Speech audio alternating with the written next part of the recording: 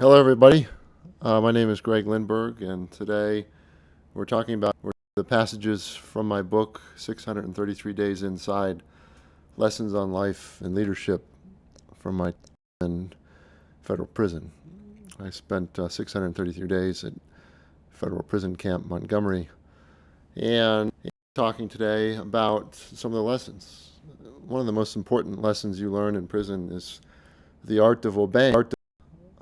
Built companies over the years, started with $5,000 and invested those funds in a startup, and the startup grew. And I started the business in 91. By 2000, by the year 2000, 2001, we were making $1 million a year net. I took that business and I grew it further. I borrowed money. I bought other companies. I was in the publishing business at the time. I bought a market research company, bought a training company,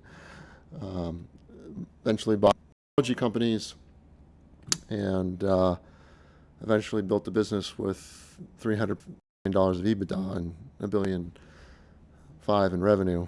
And over that period of time, I did a fair amount of commanding. You can't build like that as an entrepreneur. Started off as a CEO, started off as a chief cook and bottle washer, then was a CEO, was a portfolio leader, then was a shareholder. You can't do that without a fair amount of commanding and learning how to command.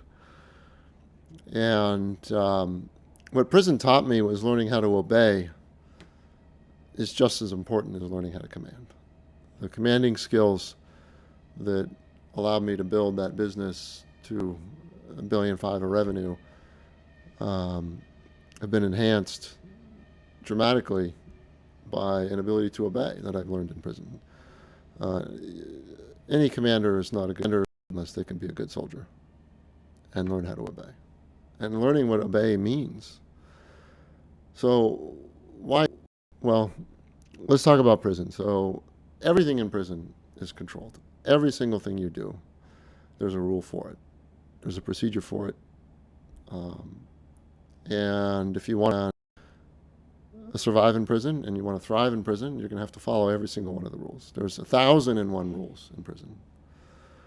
Many of them are unwritten, and a lot of them daily, weekly, monthly, without notice. And your job as an inmate to follow every one of them without questioning, without complaining, immediately, promptly, and with a good spirit about it. And so that's the only way to survive in prison, is to do exactly what you're supposed to do all the time, every day, every way. And so there's no commanding, I clean toilets. For my living in prison, I made 29 cents an hour cleaning toilets at the education building. It was a wonderful job. I enjoyed it. And I learned that in cleaning toilets, you can excel. The first day, it's going to take you all day.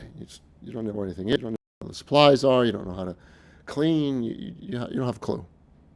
And after 21 months of cleaning toilets, or not quite 21, it took me a few months before the prison assigned me a job. But after, call it a year and a half of cleaning toilets, I got a toilet job. I cut my time down by 75% and improved the quality, double, triple. I was on time. I was efficient. I knew how to maximize the effect I was doing in cleaning and minimize the amount of supplies.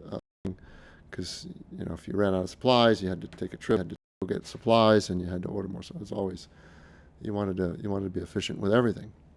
And so I learned starting at the bottom that if you work hard, you'll get a promotion. I was promoted.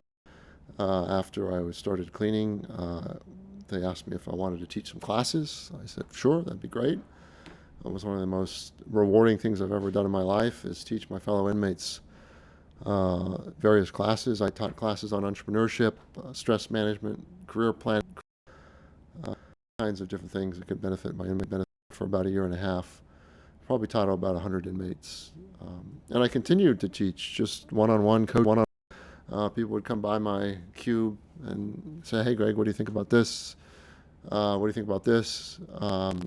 And I did a lot of coaching to the former drug dealers who were trying to get into a legitimate business when they about 75%, might be certainly over half of FPC Montgomery was drug-related crimes.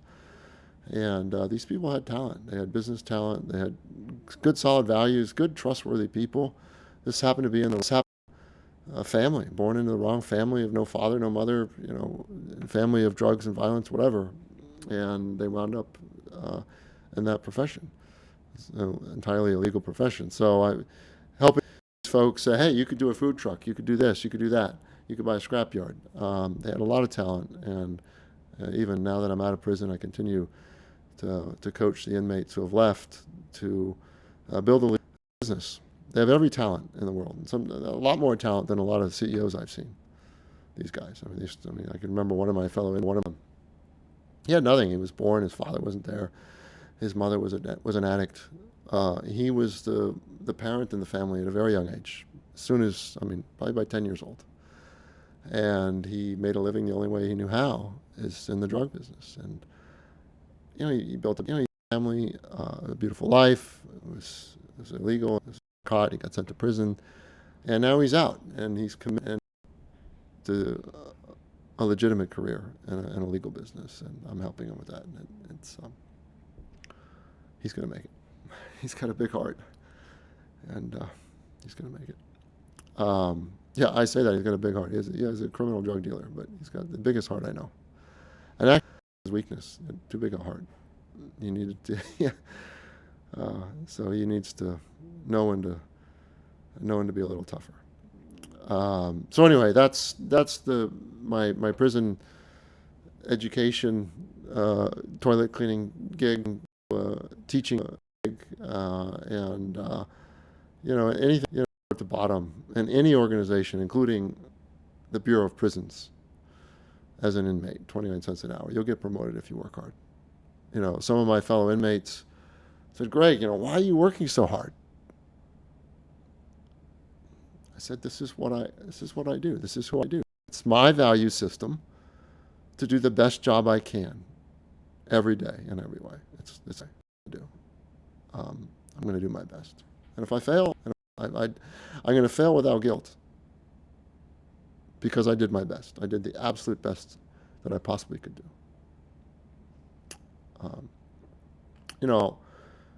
I taught in one of my classes is, guys, we're all here. This is not a success, right? We're in federal prison. We're locked up. Forgive yourself. Care about yourself. Love yourself enough to forgive yourself. Why ever you're here, unjust or just, you made a mistake or you got entrapped or whatever the deal is, forgive yourself. Love yourself, forgive yourself. My mother picks me up. A couple of days before I checked into prison, she said, Greg, I'm proud of you, son. I'm proud. Here we are, her son checking into prison in a couple of days, and she's saying, I'm proud of you. That's love. That's a good mother. Thank you, Mom. So, sorry guys, getting a little emotional here. So, and by the way, call your mother and tell her how much you love her if you haven't done that lately. How much you appreciate whatever she did for you. Prison teaches you how to obey. That's what this clip is about. And you can take obeying and you make it an art form. I'm an absolute mission to figure out every single rule at FPC Montgomery and be the absolute most law-abiding citizen on that compound. And I'll toot my own horn here, I succeeded. When I won my appeal, my convictions were vacated. The warden stopped by. It's good conversation. He said, Greg, you're the most exemplary and extraordinary inmate here on this compound that I've seen in terms of your behavior. I said, thank you. He thanked me for my behavior of following the rules and setting an example. This is how we follow the rules. This is what prison's about. You're sent to prison for a reason, to follow the rules. And you have no choice. There's nothing, very little in prison is your choice. One thing that was my choice was how much I ate and when I ate. And I have a whole, we could talk about, you see my other clip on fasting, and we'll talk a lot more about that. And by the way, you can buy my free at greglindberg.com. greglindberg.com. Check it out. Download the book. It's 633 days inside. Lessons on life and leadership from my time in federal prison. So they're all about fasting in there. But in prison, you controlled very little. Controlled the things you did control was your food, so I controlled that. That's one of the outlets I had for expressing who I was. I ate on the weekend. And that was very unusual. And very, but most of the things you didn't control. You didn't control where you slept, when you got up, where you went, what you wore, even what you ate. And we had what you ate what everybody else ate. There was exactly a prescribed list of food that the inmates could eat. It was either on the commissary or at Mainline, which is our chow hall. That's all you had. It was on Mainline or the commissary, or you didn't eat it. Simple. And there was like 100 things at the commissary, which is like literally a checklist, a 2-page checklist, and that's it. Instead of your 10,000 items in the average grocery store, you had 50 items on one page and 50 items on another page. And a lot of those items weren't even food. They were like clothes, and scissors, and things like that. Soap, we had to buy our soap. And so we learned how to obey. And the inmates that excelled were the ones that excelled at obeying. Some of the inmates decided to fight the BOP, and you can do that, but it's not, it's not fighting your case. My advice is fight your case. Your case is what got you in prison. And when you learn how to obey, the most important thing you learn, obedience, which prison requires, you learn how to obey yourself. And this is the transformation. You learn how to set an obedience schedule for your own life. I said to myself, I promised myself, I committed to myself that I was going to fast for 90 hours a week. Not eat a single thing, just water for 90 hours every week. That's a hard commitment. And I obeyed myself. I obeyed myself just like I obeyed the prison. The correctional officers at the BOP that said, Lindberg, at 4 o'clock you will be standing in front of your cube for the count. At 10 o'clock you will be standing in front of your cube for the count. At 7:30 a.m. you'll be at work cleaning toilets, et cetera, et cetera, et cetera. When the loudspeaker says Lindberg, immediately to Arlie, it didn't matter what else you had going on. You reported immediately to R&D, which was where the mail was.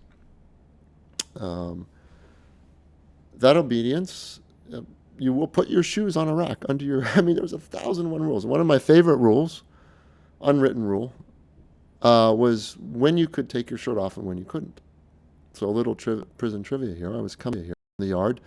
We had an exercise yard, and I was coming in. I had my shirt off. It was a hot day in the summer. And there was about 25 yards between the rec and the housing unit. You could take your shirt off, wandering around in your unit, going to the bathroom, going to the shower, whatever. And on the rec, playing baseball or softball, we didn't have baseball, playing softball or working out, you could take your shirt off. But in that 25 yards between the rec yard and your housing unit, you had to put your shirt on. I didn't know that. So one of the correctional officers, clear across the compound, said, Lindberg, put your shirt on now. You put your shirt on immediately. So I did, immediately. I had imagined I was in a rush. I was backwards. I remember the guy I was standing with. I was standing there talking to a guy. He said, Lindberg, you got your shirt on backwards. Okay, I got it on backwards. At least it's on. I was in such a rush to put it on. So that obedience is critical. We live in a world, it's not just in prison, we live in a world that's hyper legalistic, hyper focused on laws. There are so many laws and so many rules in this world that I guarantee you, give me 8 months of FBI, I will find enough evidence to indict any American on a felony. Easy. There are so many laws and so many rules on everything you do, from taxes to recreational drugs, to anything you might be involved in, politics, business, labor, whatever. I guarantee you, everyone who's watching this video, unless you're under 18, you can get a pass. But any adult who's watching this video can be indicted on a felony with enough FBI time, especially if I can entrap. Entrapment's legal in this country. Piece of cake.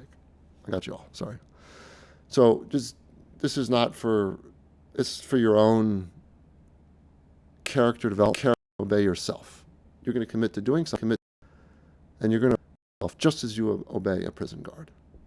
Because if you don't obey a prison guard, you're done.